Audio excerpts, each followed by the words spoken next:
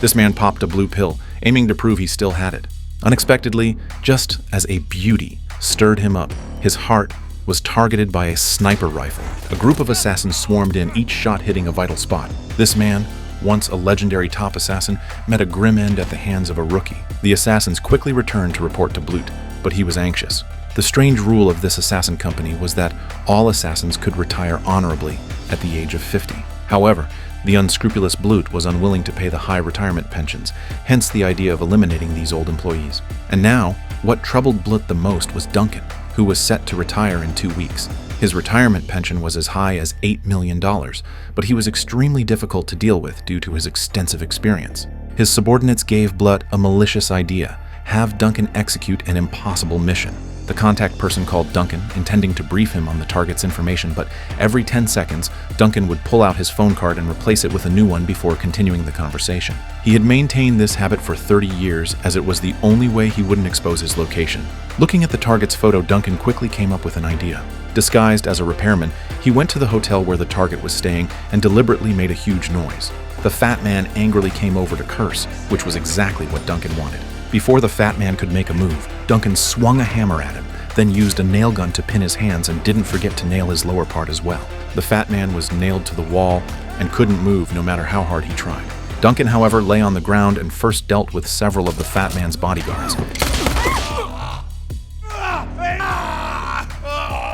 He didn't rush to kill the fat man, but slowly shot him again. Then he carefully checked for any ambushes, but immediately saw his own file on the table. Remembering his retired colleagues who had been killed before retirement, he instantly realized that he was the target of this mission. Seeing that the fat man stubbornly refused to talk, he had to resort to torture with an electric drill. Just as the drill was about to pierce his skull, the fat man still didn't dare to reveal Blut, so Duncan had no choice but to shoot him in the head and didn't forget to take a photo to send to the contact person. After receiving the final payment, he replaced his phone card and made a call. The contact person angrily went to find Blut, saying that this foolish plan had already been seen through by Duncan. But Blut remained calm, saying that he had already sent out the best assassin team. They found Duncan's personal accountant and forced out the locations of all of Duncan's properties. But Duncan never stayed in one place for long, so they could only search one by one. At this moment, a seductive woman knocked on Duncan's seaside residence, but inside there was only a man who enthusiastically let Cindy in. After locking the door, he immediately made a move and even slapped her, obviously having some special fetishes. The assassins immediately broke in and returned the man's slap. But they couldn't find out Duncan's whereabouts, so they had no choice but to shoot him in the head. Cindy pounced forward and turned the man into a sieve, but her companions received an urgent call from Blut and hurried to the next residence. Here lived a 500-pound transvestite whom the assassins couldn't strangle no matter how hard they tried. The company was in a hurry and ordered them to find Duncan within 3 days. They quickly stopped playing around and fired a burst of bullets. Unexpectedly, when they were about to leave, they found that the bullets hadn't penetrated his body. Duncan, unaware of their pursuit, had already started his retired life. He bought a little dog to keep him company and relaxed with fine whiskey. But in the middle of the night, he still dreamed of those bloody days. He buried the little dog's body and sighed that he couldn't keep anything alive around him. But seeing his neighbor Camille struggling to chop wood, the warmth that had just extinguished reignited. The next day, he went to buy a goldfish as a pet, hoping that this goldfish could live a little longer. When Camille returned home, she saw that the yard was full of firewood chopped by Duncan. She was curious about the cold but warm-hearted Duncan, but was too afraid to approach him. Unexpectedly, the next day on the street, the two lonely people met again. This time, Camille didn't hesitate but greeted Duncan. The two sat side by side in a cafe, and Duncan's long, frozen heart began to melt. Camille showed Duncan the photos she had taken and asked about his profession. Duncan had to say that he was in the funeral industry and had provided services for clients in 99 countries. Seeing that Camille didn't believe him, he immediately came up with a list of place names. Most people don't even know 99 countries. Antigua, Angola, Austria, Australia. Camille was full of admiration and invited him to give a lecture at the kindergarten where she worked. Facing these innocent children, he performed a talent show on the spot. But it sucks. Down here. Have a look at it. The children were impressed and raised their hands to ask questions. How do they bury people in India?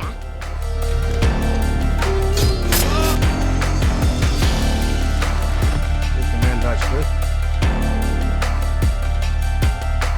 With this knowledge that couldn't be learned in school, the man earned a lecture fee and used this only clean money to buy a birthday gift for Camille. Camille had just shown a little joy when she saw that it was a gun inside. The romantic Duncan, afraid that Camille wouldn't know how to use it, thoughtfully attached a free tutorial, but Camille's hands trembled, and she couldn't pull the trigger no matter what. Oh, hi there, Mr. Duncan. How are you To pick a more normal gift, Duncan specially went to the supermarket to ask the owner for help. But when he was leaving with the gift, he was discovered by the assassin team. On Duncan's way home, he found a woman trapped by the roadside. Duncan decided to help the woman.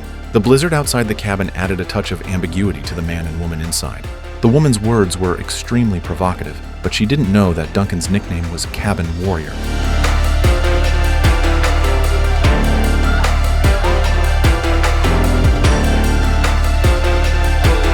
However, just as Duncan was about to make a move, the device on the woman's chest had already started transmitting signals. Her companion's sniper rifle quickly aimed at Duncan's back, but accidentally hit the woman at the critical moment.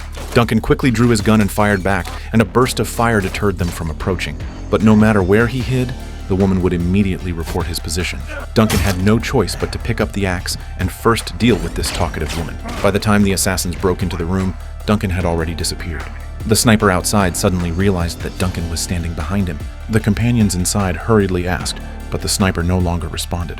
Duncan calmly put on his headphones, and the counterattack officially began. Now the situation was completely reversed, and it was time for Duncan to perform. He lay naked in the snow, his eyes fixed on the prey inside the house. Although the assassins had found good cover, Duncan decisively shot out the light bulb. When the room was pitch black, he turned on the night vision device. The assassins quickly threw flashbang grenades to blur Duncan's vision.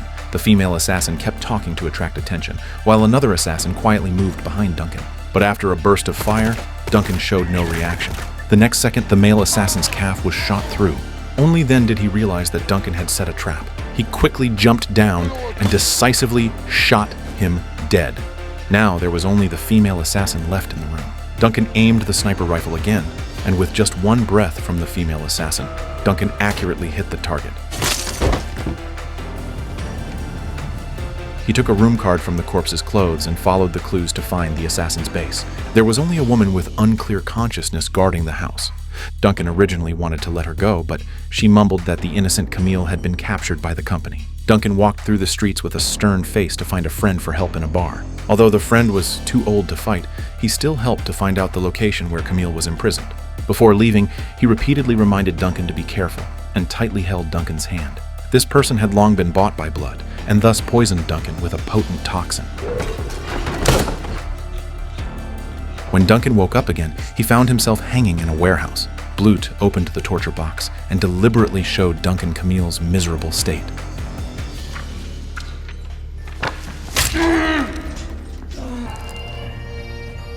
Countless torture devices took turns to torture Duncan until he was unrecognizable. This cruel torture lasted for 3 whole days and even blinded one of Duncan's eyes. Unexpectedly at night, Duncan dug out the knife blade remaining in his body. He struggled to open the shackles and quietly waited for the show to begin. When the subordinates opened the door again, he quickly stood up and counterattacked, catching them off guard. And Duncan's counterattack had just begun. Blut heard the screams from inside the room, and the fear in his heart made him dare not approach. Unexpectedly, Duncan shot and exploded the circuit, and in the darkness, the massacre began. Countless subordinates were taken down by him, but Blut took the opportunity to escape. In the long corridor, Duncan quickly caught up. After dealing with the last enemy, Duncan struggled to escape.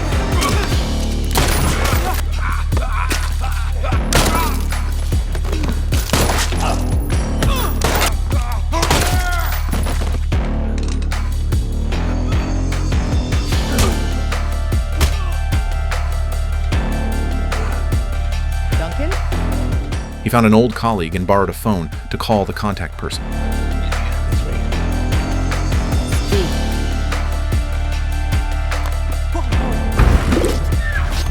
In the long coma, Duncan dreamed of the past.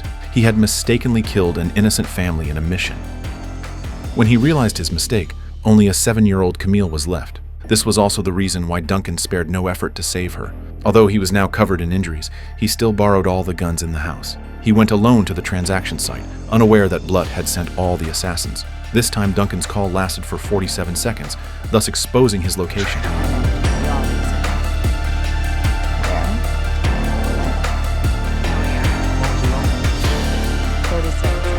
Even facing the assassin's encirclement, Duncan remained expressionless and smoked. When the assassins started to approach, he placed the cigarette on the car. Blutt was waiting for the show to begin through the monitor, unaware that Duncan had already made preparations.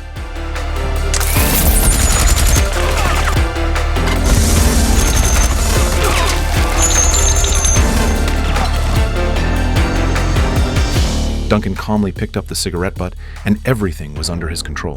He calmly shot again, and then headed to Blutt's base.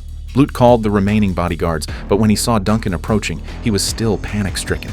The bodyguards knew they were no match and desperately escaped. When Duncan entered the base, they even enthusiastically showed him the way. The bodyguards only cared about escaping, and no one dared to face his edge. When Duncan reached the office, Blutt had already made preparations for a desperate struggle. Duncan showed his axe, and the next second, Blutt's head was thrown out. But when he found the innocent Camille, he discovered that she had been tortured beyond recognition. Duncan gently picked her up and walked into the endless night. He decided to spend his life atoning for his sins and stayed by Camille's side day and night. Unexpectedly, one day Camille suddenly disappeared, and the bed was scattered with newspaper clippings from the day of the mistaken killing. The scenes of the past flashed before his eyes, and at that time, Camille had already imprinted Duncan's face in her heart. Duncan turned his head painfully, and Camille's gun was already aimed at him. He had personally taught Camille to shoot, but now he could only suffer the consequences. Everyone else is there when I close my eyes. But I can't see them. Only you. It's not supposed to happen. With Duncan's skills, it would be easy to counterattack, but now he only wanted to apologize. He had been supporting this Camille for many years, seeking spiritual redemption, but now he knew that there was no possibility of redemption. Blood debts could only be repaid with blood. After a gunshot, the crows in the trees flew away. However, Camille ultimately couldn't bear to kill Duncan and only asked him a question. Do you know who wanted my father dead? Can we find out? I can try. Duncan had retired and had plenty of time to accompany Camille in her pursuit of vengeance. He no longer killed for money, but could still seek redemption with bullets.